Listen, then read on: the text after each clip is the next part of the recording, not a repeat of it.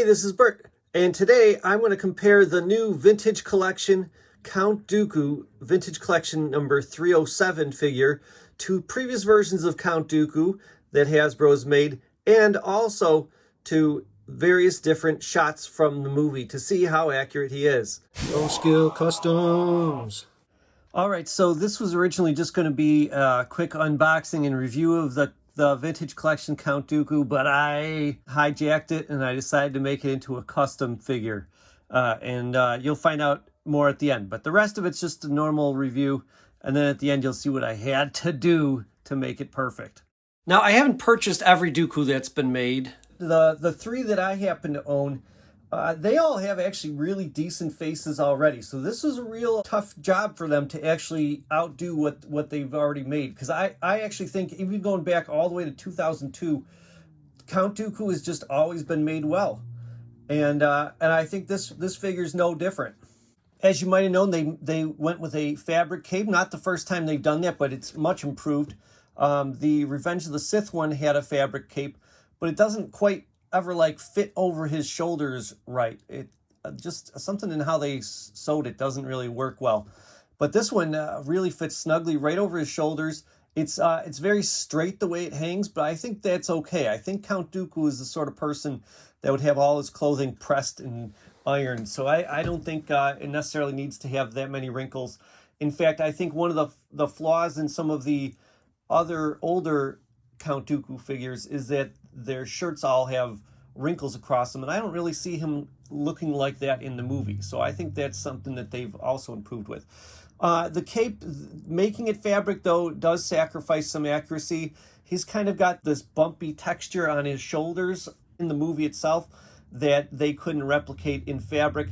He's got a chain that holds the two sides of the cape together. So for that, they kind of just use like this thin ribbon, which doesn't really look like a chain, and then clasps. So those aspects are compromised by doing the cape. But one thing that they achieved is they made or found the perfect fabric that's the exact right color on the outside, and then also sometimes he kind of like folds his cape backwards over his shoulders, and the interior of the cape that's revealed is also really good, perfect color for that, and he's able to do that fairly well for these scenes. Now, the articulation's pretty great. It's really all the articulation you've come to expect with the modern day Vintage Collection, from the G.I. Joe style hips, I call them, the ball hinge shoulders. There's hinges at the wrists. Those you can't really take advantage too much of because of his cuffs kind of overhang them a little bit, but still useful. I just wish that his head had more mobility. It's on a ball, but it doesn't really allow for much up and down movement. When you're trying to make him stand up above everybody at Geonosis, he can look down a little bit, but not quite as much as I would have liked. I would have liked him to just tilt his head a smidge more. And when he, if you wanted him looking up at arriving Republic gunships, he can't really do that at all. So he's got a little more limited range of movement than I would have liked. The colors on him are nice.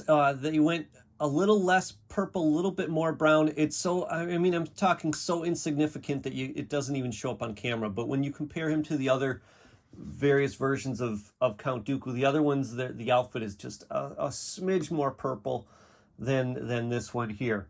Now, the likeness is great, but speaking of color, the one problem I do have with this likeness is the fact that his hair is all gray. And I look at that movie and I think that his hair is mostly white. Obviously, it's got gray peeking in here and there, but it is really mostly white. And so lighter hair is something that I feel the other Count Dooku's got correct.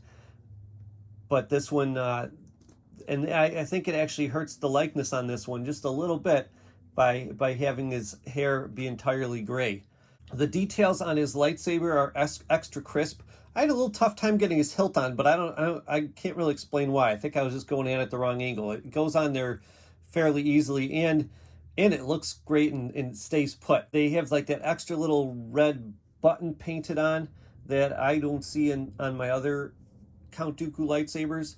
Now, you'll notice that the old lightsabers had this kind of flamish effect right by the hilt where the blade starts being emitted. They have eliminated that with modern Star Wars figures in the last couple years, and now the blade, the colored light part, is just a complete smooth straight line, which I'm totally fine with. But I really think they need to go back and put white cores in all their lightsabers. I just think having a white core would make it look so much more like the movie. I mean, it's never going to look exactly like the movie. I understand that. But there's like 2 lightsabers that had a white core in them, and I just think they're the coolest thing. And I think that really feels more like what they, really look like on film. So I'd like to see them do that, but I'm not holding my breath on that.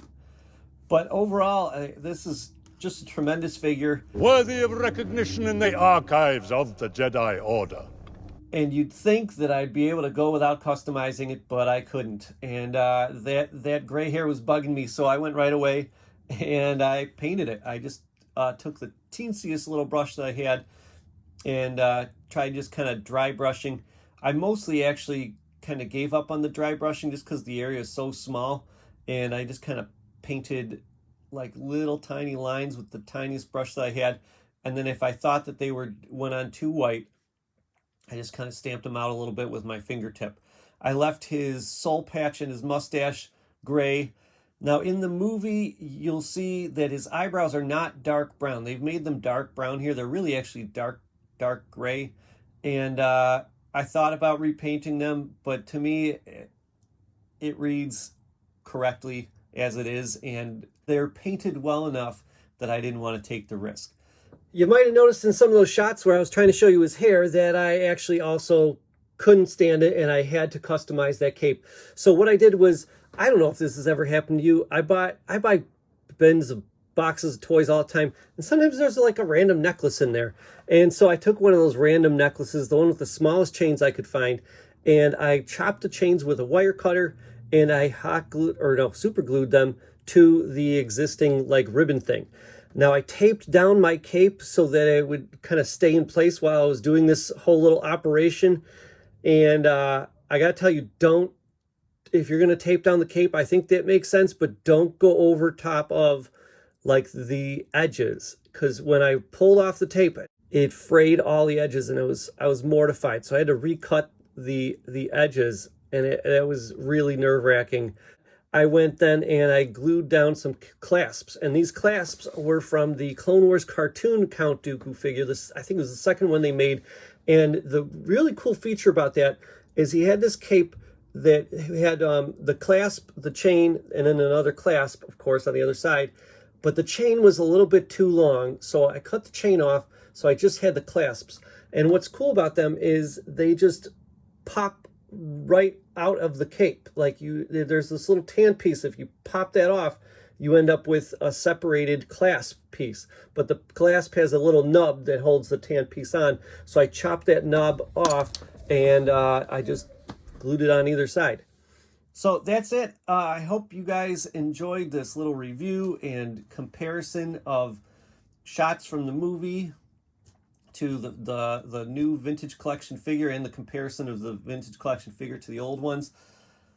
If you like this, obviously like and subscribe, and you'll find out that this is not my only Christopher Lee action figure I'm reviewing this week. I'm also going to review the Diamond Select Saruman from the Lord of the Rings franchise. So look for that coming soon. I'll see you then. This has been Bert.